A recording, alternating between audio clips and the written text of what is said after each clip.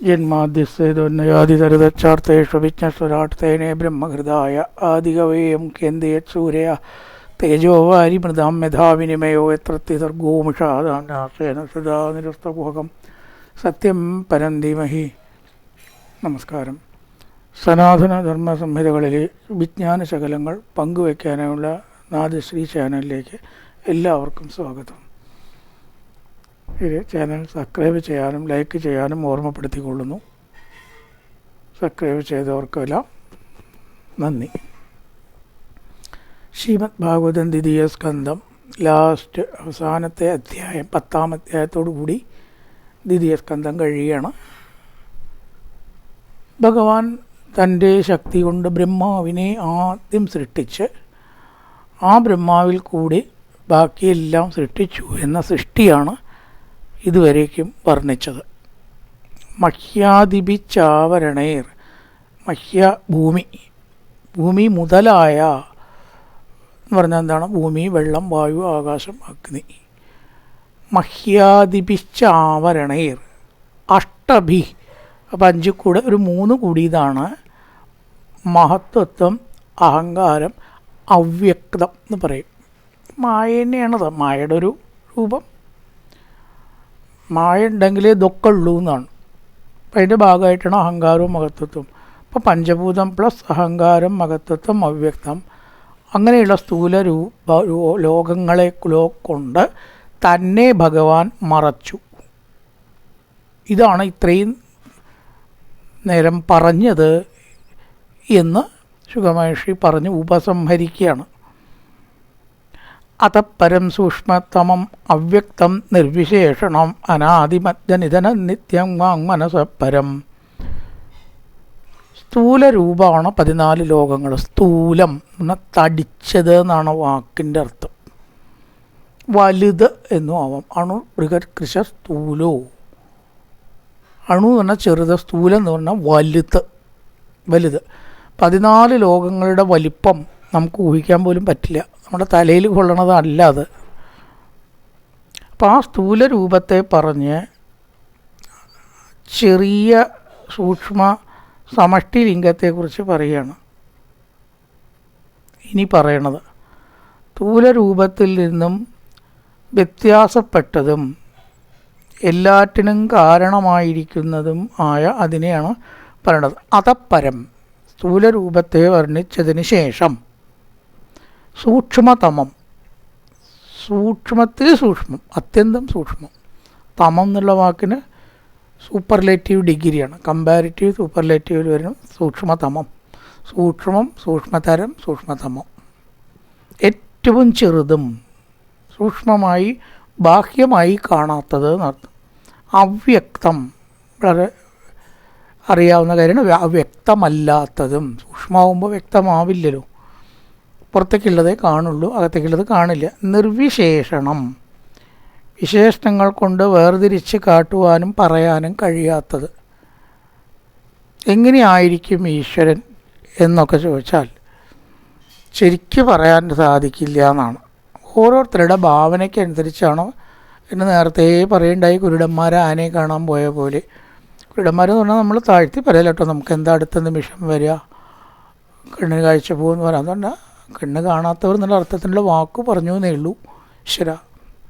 അപ്പം അവർ പലരും ആനയെ കാണാൻ പോയാൽ എന്തായിരിക്കും ഉണ്ടാവുക? ഓരോരുത്തരും ഓരോ വിധത്തിലതിനെ പറഞ്ഞില്ലേ. കാരണം ശരിക്കും ആ ആനയുടെ മുഴുവൻ രൂപം ഒരു കണ്ണ് കാണാത്ത ആളും അന്ധനും കണ്ടിട്ടില്ല ഉണ്ടോ? അപ്പം എങ്ങനെ അവർക്കത് വിവരിക്കാൻ പറ്റും? കണ്ട പോലെ വിവരിക്കാനേ പറ്റൂ. കണ്ട പോലെ വിവരിക്കാനേ പറ്റൂ. ഇത് വളരെ പ്രധാനമായിട്ടുള്ളൊരു കാര്യമാണ്. എന്താ കാരണം പ്രധാനമാണെന്ന് പറയാൻ? നമ്മൾ പലപ്പോഴും ഈശ്വര വിഷയത്തെക്കുറിച്ച് തർക്കത്തിൽ ഏർപ്പെടാറുണ്ട്. അതിൻ്റെ ആവശ്യമില്ല. കാരണം ഇത് വളരെ സബ്ജക്റ്റീവ്. ഓരോ വ്യക്തിക്കുള്ള വ്യത്യാസങ്ങൾ ഈ അനുഭവത്തിലുണ്ട്. അതാണ് കാട്ടുവാൻ അങ്ങനെ കഴിയില്ല. പിന്നെ ഇതിനാ പറയണത് മറ്റൊരാൾക്ക് അനുഭവം ഉണ്ടാവാൻ വേണ്ടിയിട്ടാണ് പറയണത്. അങ്ങനെ പറയാം. ഇപ്പം നമ്മളിപ്പോൾ ഈ പറയണത് പോലെ പറയാം. മഹാന്മാർ പറഞ്ഞു വെച്ചത് പറയുക, അതാവാം. പിന്നെ ഏതാ പാടാത്തത്? എങ്ങനെ പാടില്ല? തർക്കം പാടില്ല.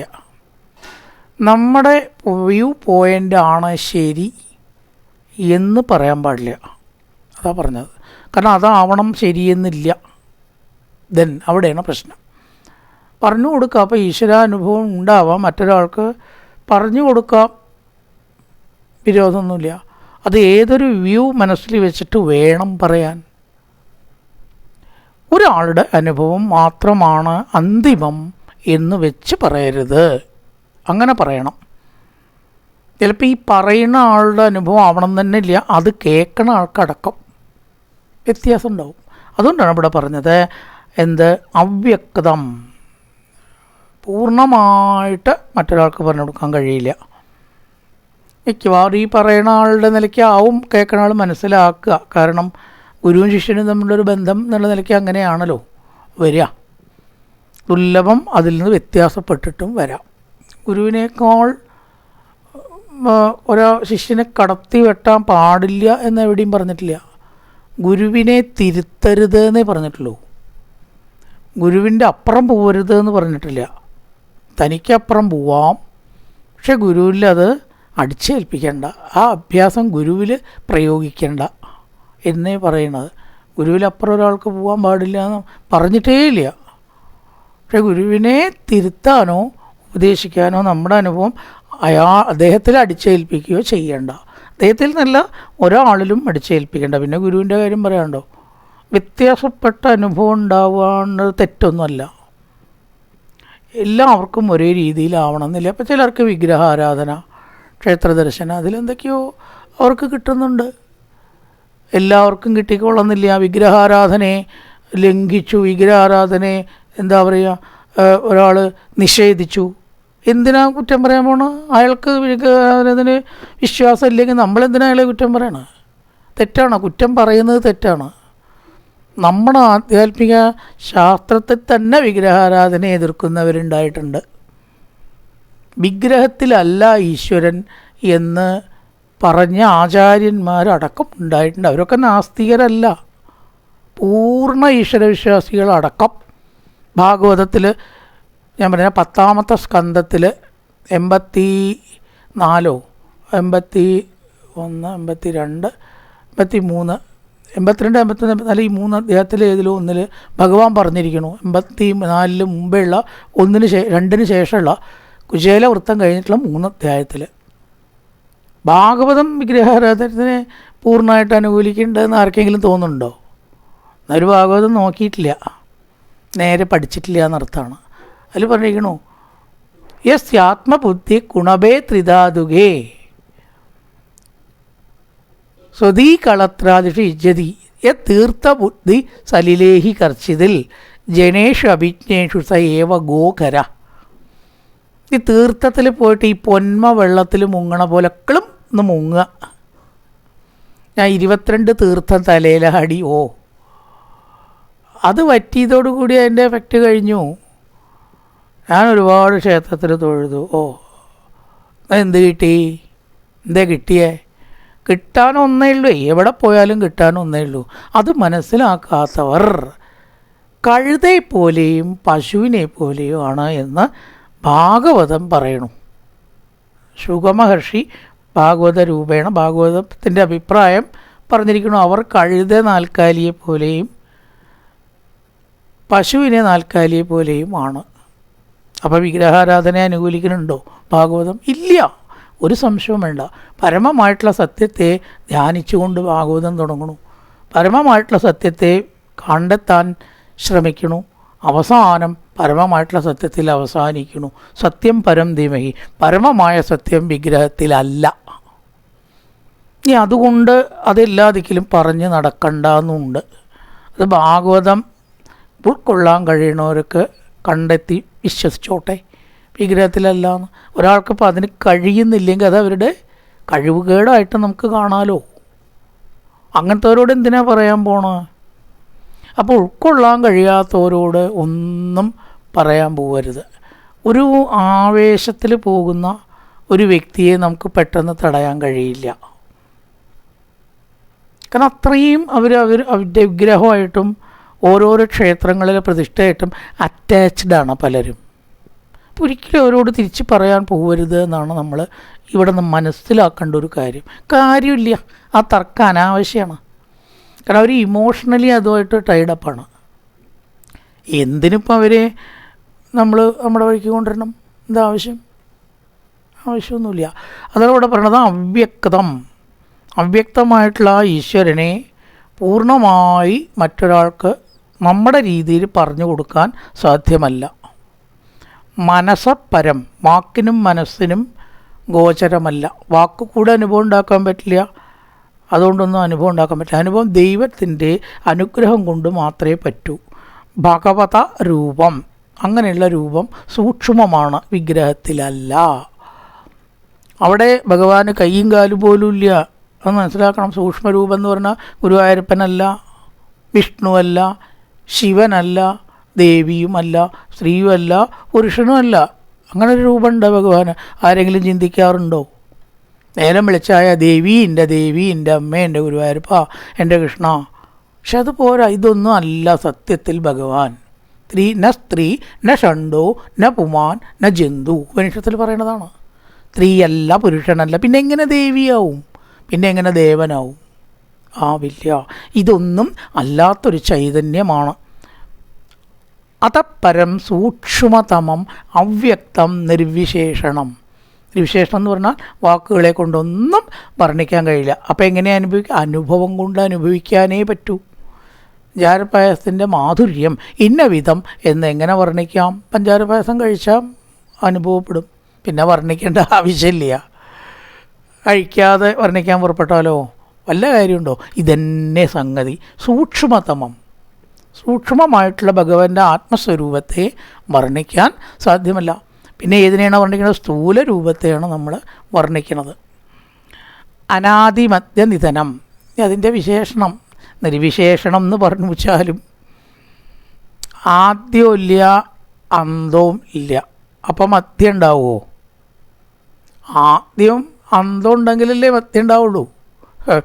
ഏതാണ് തുടക്കം, ഏതാണ് ഫിനിഷിംഗ് എന്ന് പറഞ്ഞാലല്ലേ നടു വരൂ.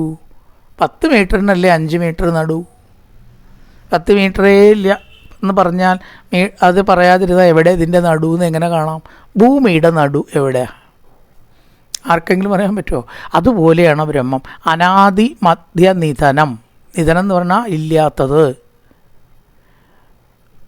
ആദി മധ്യാന്തം ഇല്ലാത്തത്, നിത്യം നശിക്കാത്തത്, മനസ്സപരം, വാക്കിനും മനസ്സിനും വർണ്ണിക്കാൻ കഴിയാത്തത്. അതുകൊണ്ട് തീർച്ചയായിട്ടും എന്താണ് ഈശ്വരൻ വിഗ്രഹത്തിലാണോ എന്ന് ചോദിച്ചാൽ വിഗ്രഹത്തിലല്ല. ഒറ്റത്തരയുള്ളൂ അല്ല. വിഗ്രഹത്തിലല്ല, വിഗ്രഹമല്ല ഈശ്വരൻ. വിഗ്രഹമാണ് ഈശ്വരൻ എന്ന് പറഞ്ഞ് കുട്ടികളെ പഠിപ്പിക്കുക പോലും പാടില്ല എന്നാണ് യഥാർത്ഥത്തിലുള്ള ഒരു ഭഗവാനെ അറിഞ്ഞവർ പറയണത്. അത് ഒരു രീതി, വൺ ഓഫ് ദി രീതി, ഇത്രയേ ഉള്ളൂ. അതിലല്ല ഈശ്വരൻ, അതും അല്ല ഈശ്വരൻ.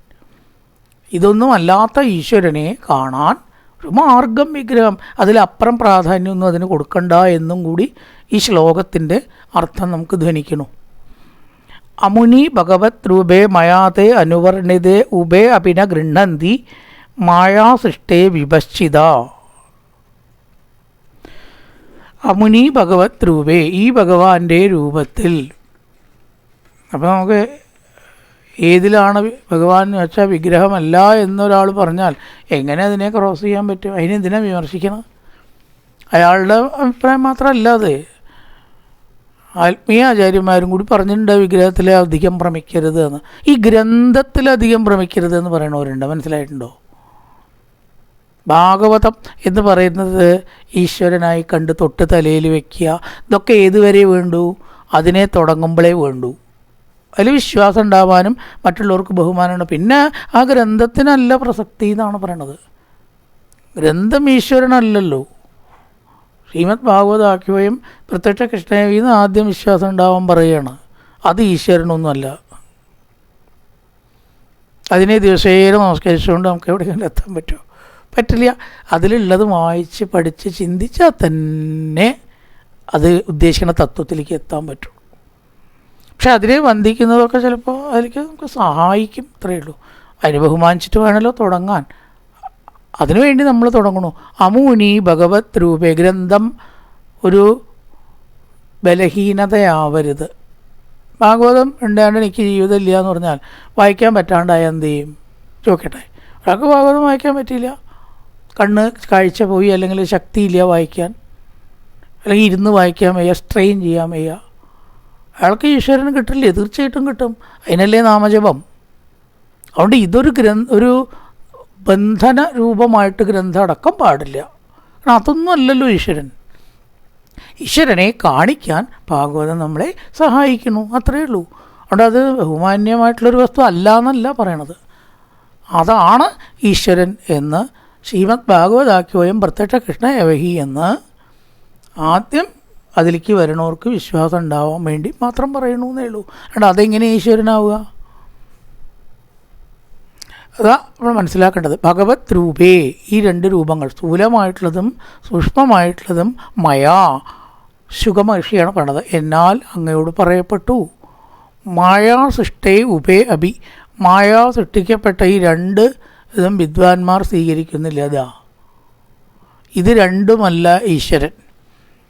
സൂക്ഷ്മമായിട്ട് പറയുന്നതും സ്ഥൂലമായിട്ട് പറയുന്ന 14 ലോകങ്ങളും ഇത് രണ്ടും അല്ല ശരിക്കും ഈശ്വരൻ എന്നാണ് പറയുന്നത്. ഇതിൻ്റെയും അപ്പുറത്താണ്, സ്ഥൂലവും സൂക്ഷ്മത്തിൻ്റെയും അപ്പുറത്താണ്. ആണ് സഹസ്രനാമത്തിലൂടെ വ്യക്തമായിട്ട് പറയുന്നത്. അണുർ ബൃഹത് കൃശർ സ്ഥൂലോ, അണു ചെറുത്, ബൃഹത്ത് വലുത്, കൃശം ചെറുത്, സ്ഥൂലം വലുത്, ഗുണം ഗുണങ്ങളെയുള്ളത്, നിർഗുണം ഗുണമില്ലാത്തത്. ഇതൊക്കെയാണ് ഭഗവാൻ. നിർഗുണനാണെന്ന് പറയാൻ പറ്റുമോ? ഇല്ല. സഗുണനാണെന്ന് പറയാൻ പറ്റുമോ? ഇല്ല. രണ്ടുമല്ലേ ആണ്. ഇതെന്തൊരു പറയലോ അപ്പോൾ അത് പറഞ്ഞ് എവിടെ എത്തി? കാട് കയറിയോ ചിന്തിക്കുന്നുണ്ടാവും. അങ്ങനെ ഏതെങ്കിലും ഒന്ന് തിരിച്ച് പറയാൻ പ്രയാസമാണ്. കാരണം ഇത് രണ്ടും ആവും ഭഗവാൻ. ഇടയ്ക്ക് നിർഗുണനാവും, ഇടയ്ക്ക് സഗുണനും ആവും. അതുകൊണ്ടാണ് അങ്ങനെ പറഞ്ഞത്. പറഞ്ഞ് കാട് കയറില്ല. ഇത് രണ്ടും ആയിത്തീരും. രണ്ടും ആവാൻ പതിവുണ്ട്. അതിനുള്ള എല്ലാ ചരിത്രവും പതിവും സ്വഭാവവും സ്വരൂപവും ഭഗവാനുണ്ട്. നിർഗുണമാണ്, സഗുണമാണ്, ചെറുതാണ്, വലുതാണ്, എല്ലാമാണ് ഭഗവാൻ. ഏതെങ്കിലും ഒന്ന് എന്ന് പിടിച്ച് നിൽക്കണ്ട എന്നാണ് ഈ പറഞ്ഞതിനർത്ഥം. സവാച്യവാചകതയാ ഭഗവാൻ ബ്രഹ്മരൂപതൃക്ക് നാമരൂപക്രിയാദത്തെ സകർമ്മകർമ്മകപ്പര. ചുരുക്കം ഒരൊറ്റ വാക്കുകൊണ്ട് എല്ലാം മനസ്സിലാക്കും. അവ്യക്തമാണ്, വ്യക്തമല്ല. അകർമ്മക, കർമ്മങ്ങൾ ചെയ്യാത്തവൻ ഭഗവാൻ. എന്നാ കർമ്മം ചെയ്യണില്ലേ? കർമ്മം ചെയ്യുന്നുണ്ട് എന്ന ദൃഷ്ടിയിൽ കാണുന്നവർക്ക് ഭഗവാൻ കർമ്മം ചെയ്യുന്നുണ്ട്. സജ്ജനങ്ങളെ രക്ഷിക്കുന്നു, ദുർജനങ്ങളെ നിഗ്രഹിക്കുന്നു. കർമ്മമല്ലേ? കർമ്മമാണ്. അതിനുവേണ്ടി ജന്മം കൈക്കൊള്ളുന്നില്ലേ? ജന്മം എടുക്കുന്നുണ്ട്. സത്യത്തിൽ ഇതില്ല ഭഗവാൻ എന്നാണ് പറഞ്ഞത്. പിന്നെ ഇതൊക്കെ എടുക്കുന്ന ഭാവം മാത്രമാണ്. ഏതെങ്കിലും ഒരു രൂപം എടുത്ത് അധർമ്മിയെ ഇല്ലായ്മ ചെയ്യുന്നു. അത് കേവലം താൽക്കാലികമാണ്. ആ എടുക്കുന്ന രൂപം ആ ഒരു ഉദ്ദേശത്തിന് മാത്രമേ ഉള്ളൂ. അവിടെ നിന്ന് അങ്ങോട്ടില്ല ആണ് മനസ്സിലാക്കേണ്ടത്. രൂപല്യുണ്ട്, കർമ്മല്യുണ്ട്, എന്നതൊക്കെ ഉണ്ടോ? ഇല്ല, യഥാർത്ഥത്തിലില്ല. ആവശ്യത്തിന് എടുക്കുന്നു, അപ്പം തന്നെ ഉപേക്ഷിക്കണം. വേഷം അഴിച്ചു വെക്കണ പോലെ പരം പ്രകൃതിയിൽ നിന്ന് വേറിട്ട മൂലപ്രകൃതി മായയിട്ട് ബന്ധമില്ലാത്ത ഭഗവാൻ. ആ ഭഗവാൻ ബ്രഹ്മരൂപതൃക്ക്, ബ്രഹ്മാവിൻ്റെ രൂപത്തെ ധരിച്ചിട്ടാണ് സൃഷ്ടി നടത്തുന്നത്. വാച്യവാചകതയ, പറയാൻ കഴിയാത്ത രീതിയിൽ വാചകങ്ങളായ നാമധേയങ്ങളോടുകൂടി സകർമ്മ, കണ്ടോ, കർമ്മങ്ങളോട് കൂടിയവനായിട്ട് ഭവിക്കുന്നു. നേരത്തെ പറഞ്ഞു കർമ്മങ്ങൾ ചെയ്യാത്തവൻ, വിപരീതമാണ്.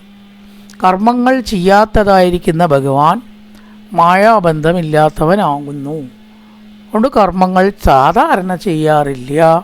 ചില പ്രത്യേക സന്ദർഭങ്ങളിൽ ജന്മമെടുത്ത് കർമ്മം ചെയ്യുന്നതായി നമുക്ക് തോന്നുന്നു. 3 വാക്ക് പ്രത്യേകം അണ്ടർലൈൻ ചെയ്യുക. തോന്നലാണ്. നമ്മുടെ മായ കൊണ്ട് നമുക്ക് കർമ്മം ചെയ്യുന്നവനായിട്ട് ഭഗവാനെ തെറ്റിദ്ധരിക്കപ്പെടുന്നു, തോന്നുന്നു. അതൊരു വേഷക്കെട്ട് മാത്രമാണ് എന്ന് പറയാം.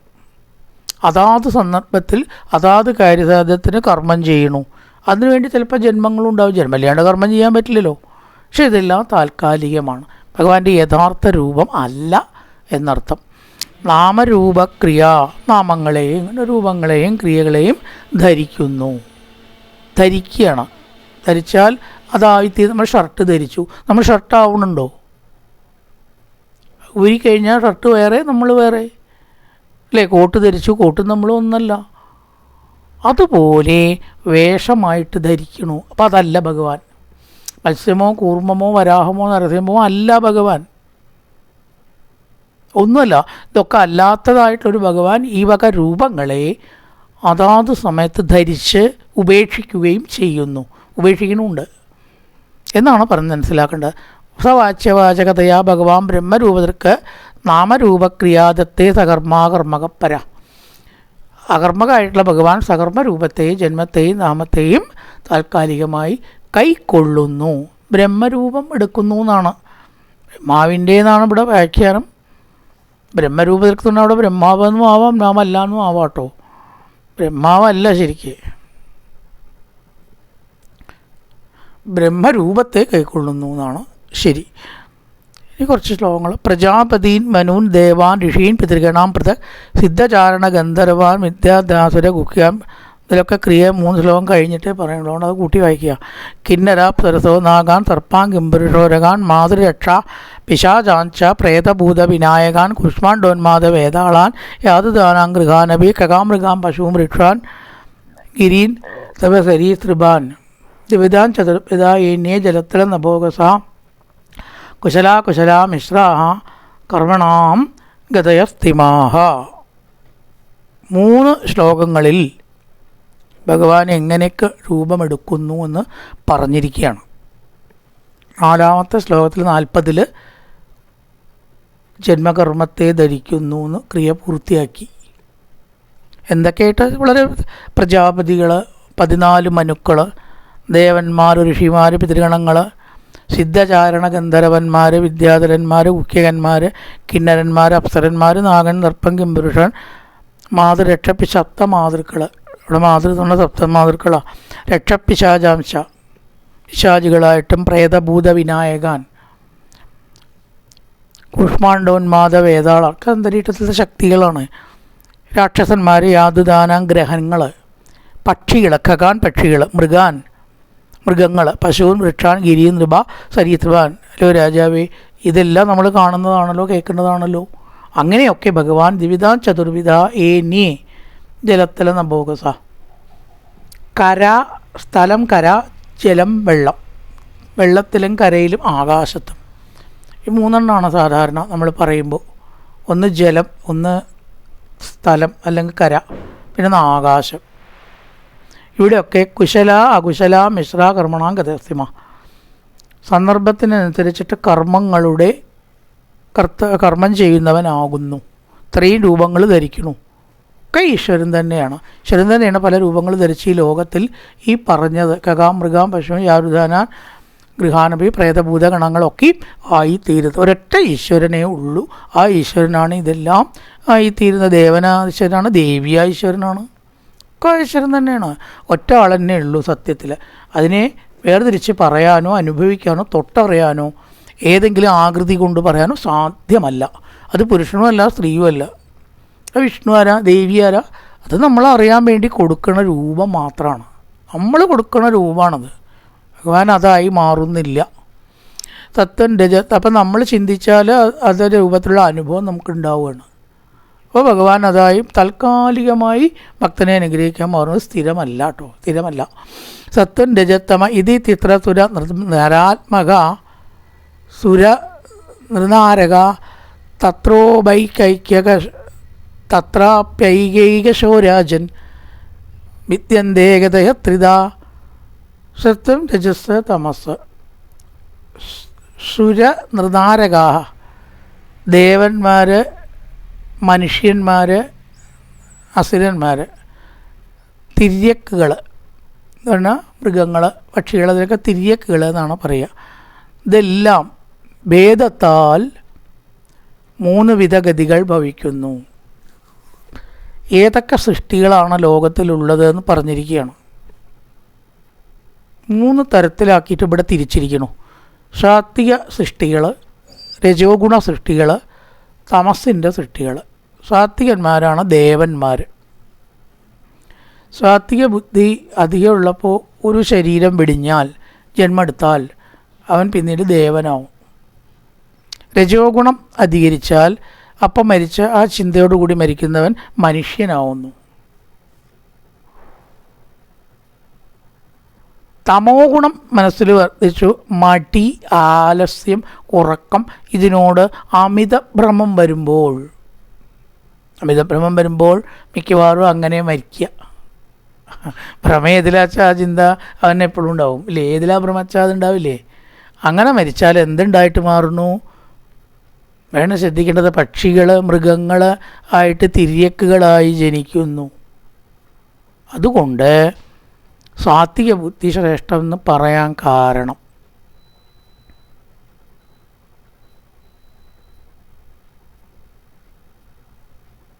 അപ്പോൾ എന്താണ് സാത്വികം? അത് ചിന്തയാണ് കേട്ടോ. ചിന്തയാണ് സാത്വികം. ഭക്ഷണം തമോ ഗുണോ രജോ ഗുണോ നമ്മൾ ഇഷ്ടമുള്ളതോ കഴിച്ചതുകൊണ്ടോ വ്യവഹാരത്തിൽ ഏർപ്പെട്ടത് കൊണ്ടോ ഒന്നും അയാൾ തമോ ഗുണിയാവില്ല. അവിടെ മനസ്സിലാക്കണം. തമോ ഗുണം മാംസാഹാരം കഴിച്ചവരൊക്കെ തമോ ഗുണികളാണെന്ന് പറയാൻ പറ്റില്ല. അതിപ്പോൾ ഈ വെജിറ്റേറിയൻ ഇത് തന്നെ ഉണ്ട് തമോ ഗുണം രജോ ഗുണം. മുളക് മസാലയൊക്കെ രജോ ഗുണമാണ്. പഴകിയ ആഹാരമൊക്കെ തമോ ഗുണമാണ്. അത് കഴിച്ചവർ തമോ ഗുണിയാവില്ല. ചിന്തയാണ് ഒരാളെ സാത്വികം രാജസനും താമസനും ആക്കുന്നത്. ശുദ്ധമായിട്ടുള്ള നെയ്യും പാലും കഴിച്ചു, ചിന്ത അധമാണെങ്കിലോ അവൻ തമോ ഗുണിയാണ്. അതുകൊണ്ട് സത്വം, രജസ്, തമസ് ഇവ ചിന്തയിലും മനസ്സിലുമാണ് കണക്കാക്കപ്പെടുന്നത്. കഴിക്കുന്ന ഭക്ഷണത്തിലോ ബാക്കി കാര്യങ്ങളിലോ അല്ല. അതൊക്കെ ഇതിനെ സ്വാധീനിച്ചേക്കാം, അത്രയേ ഉള്ളൂ. സ്വാധീനിച്ചേക്കാം എന്നേ പറയാൻ പറ്റൂ. അല്ലാണ്ട് ധാരാളം കണ്ടിട്ടുണ്ട്. ആത്തികന്മാർ, ദുഷ്ടന്മാരായിട്ടുള്ളവരുണ്ട്. ഞാൻ പാലേ കഴിക്കുള്ളൂ, മോരേ കഴിക്കുള്ളൂ, നെയ്യേ കഴിക്കുള്ളൂ. ഒരു 10 പൈസയ്ക്ക് ഉപകാരം വേറെ ആൾക്ക് ചെയ്യില്ലെങ്കിലോ അവൻ സാത്വികനൊന്നുമല്ല. സംശയം വേണ്ട, അവൻ സാത്വിക ആഹാരം കഴിക്കുന്നവനാണ്, പക്ഷെ സാത്വികനല്ല. സ്വഭാവം കൊണ്ട് അവൻ രാജസനും താമസനും ഒക്കെയാണ്. അപ്പോൾ നമ്മുടെ മാനസിക അവസ്ഥയാണ് സാത്വികം ആവേണ്ടത്. കഴിക്കണ ഭക്ഷണവും ബാക്കിയുള്ളത് കുറച്ച് അങ്ങോട്ടും ഇങ്ങോട്ടും മാറിപ്പോയാലും കുഴപ്പമൊന്നുമില്ല. മനസ്സ് സാത്വികമാവുക വേണം, ഒരു സംശയമില്ല. അത് അങ്ങനെ മരുത്ത ജന്മെടുത്താൽ ഉയർച്ച ഉണ്ടാവുന്നു, ദേവന്മാരായിട്ട് ജനിക്കും. എന്നിവിടെ പറഞ്ഞത് സ്വർഗത്തിൽ ദേവന്മാർ മാത്രമല്ല, നല്ല ഉയർന്ന ജന്മം എന്നർത്ഥത്തിലാണ്. രജസ് ഉള്ള അധികരിച്ചവർ അത് തന്നെ മനസ്സ് വയ്ക്കരുത്. രജസ് ഭക്ഷണം കഴിച്ചോളൂ, കുഴപ്പമില്ല. പക്ഷെ അത് തന്നെ മനസ്സ് വെച്ചിട്ടുള്ള ഒരു രീതി വളർത്തിയെടുത്താൽ അവൻ രാജസനാവും. രാജസ ഭക്ഷണം കഴിച്ചവൻ രാജസനായിക്കൊള്ളണമെന്നില്ല. സാത്വിക ഭക്ഷണം കഴിച്ചവൻ സാത്വികനാവണമെന്നും ഇല്ല. അവിടെ ശ്രദ്ധിക്കുക, മനസ്സാണ് എല്ലാറ്റിനും പ്രമാണം. ഇപ്പം രജസ് അധികരിച്ച സമയത്ത് ഒരാൾ മരിച്ചടുത്ത ജന്മെടുത്താലോ അവൻ മനുഷ്യനാവുന്നു. രജോ ഗുണവും തമോ ഗുണവും രണ്ടും കലർന്നുണ്ട്. രജസ് അധികമുള്ളൊരു മനുഷ്യനാണെന്നാണ് അധികവും. ഇനി തമസ് അധികരിച്ചപ്പോൾ ജന്മം കിട്ടിയാലോ അവൻ പക്ഷി മൃഗാദികളായിട്ട് ജനിക്കുന്നു. അപ്പം അങ്ങനെ വേണോ? നമുക്ക് ചിന്തിക്കാം. ഓപ്ഷൻ നമുക്ക് തന്നിരിക്കുകയാണ്. അവർ വേണമെന്നൊന്നും അവരാരും പറയണമെന്നില്ല. നിങ്ങളൊക്കെ സാത്വിക ചിന്ത വളർത്തണമെന്നൊന്നും. പക്ഷിമൃഗാദികളായിട്ട് ജനിക്കാൻ താല്പര്യമുള്ളവർക്ക് തമോ ഗുണ ചിന്ത വളർത്തി ജീവിക്കാം. ഉറക്കത്തിൽ സുഖം കണ്ടെത്തുക, ആനന്ദം കണ്ടെത്തുക, അലസത ഉണ്ടാവുക, കർമ്മനിരതത വേണ്ടാന്ന് വയ്ക്കുക, സദാ മടി, ആലസ്യം, അതുപോലെ തന്നെ കർമ്മം ചെയ്യാണ്ടിരിക്കുക, അലസത. അതാണ് നിങ്ങൾക്ക് ഇഷ്ടം തോന്നുന്നതെങ്കിൽ ഒന്ന് ചിന്തിക്കുക, അതിൻ്റെ ഫലം ഗുരുതരമായിരിക്കും. അതേപോലെ ഈ പ്രപഞ്ചത്തിലത്തെ കാര്യങ്ങളെക്കുറിച്ച് തന്നെ ചിന്തിക്കുന്ന ഒരാൾ മനുഷ്യനായിട്ട് തന്നെ ജനിക്കുന്നു.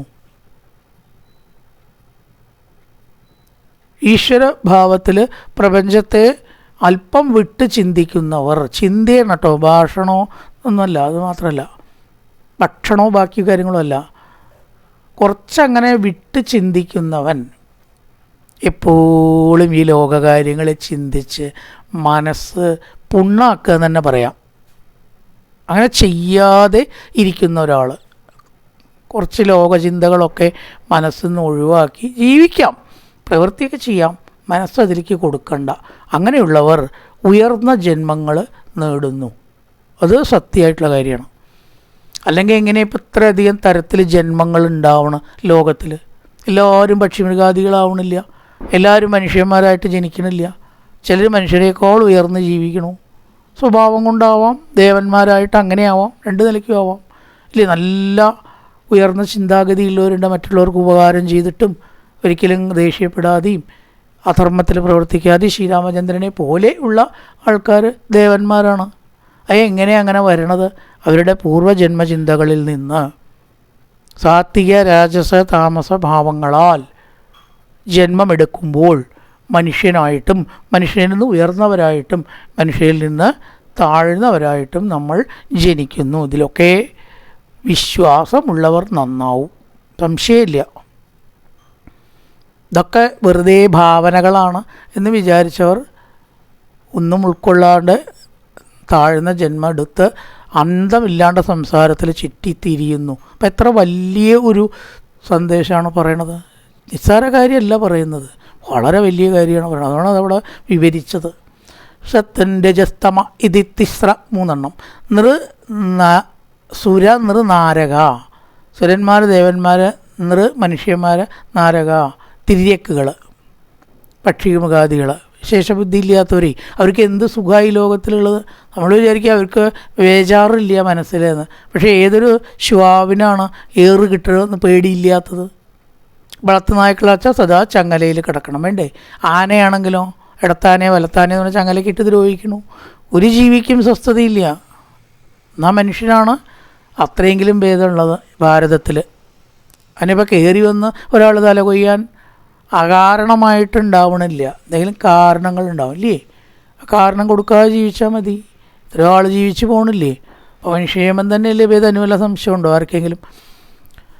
അപ്പോൾ അത്തരം അപകടാവസ്ഥ നമുക്ക് ഉണ്ടാവാതിരിക്കാൻ ഈ കിട്ടിയ മനുഷ്യജന്മം കൊണ്ട് ശ്രദ്ധിക്കുക, അത്രയേ ഉള്ളൂ. അവിടെ ഒന്ന് ഊന്നണം. ഇതിനു വേണ്ടിയാണ് ഇതൊക്കെ പറഞ്ഞത്. തത്രാപ്യേകേകശോ രാജൻ വിദ്യൻ്റെ ഗതയത്രിധ, 3 വിധ ഗതികൾ ജീവന്മാർ കൈക്കൊള്ളുന്നു. വളരെ വേണ്ടപ്പെട്ട കാര്യമാണ്. നമ്മുടെ കഥകളോ രാമായണം, ആ കഥകളേക്കാൾ പ്രധാനമാണ് ഇത്. നമ്മുടെ അടുത്ത ജന്മം നിശ്ചയിക്കണ തത്വമാണ് ഈ പറഞ്ഞിരിക്കുന്നത്. ചെറിയ കാര്യമാണോ? ഇതിൽ നിന്ന് ഉയരണോ, ഇതേപോലെ ആവണോ, ഇതിൽ നിന്ന് താഴ്ന്ന തപ്പതിക്കണോ എന്ന ഓപ്ഷനാണ് നമുക്കിവിടെ വെച്ചിരിക്കുന്നത്. നോക്കണം. കായേന വാചാ മനസേന്ദ്രിയർവാം ബുദ്ധ്യാത്മനാ വാ പ്രകൃതി സ്വഭാവാൻ കരോതി യത്യത് സകലം പരസ്മൈ നാരായണായേതി സമർപ്പയാമി.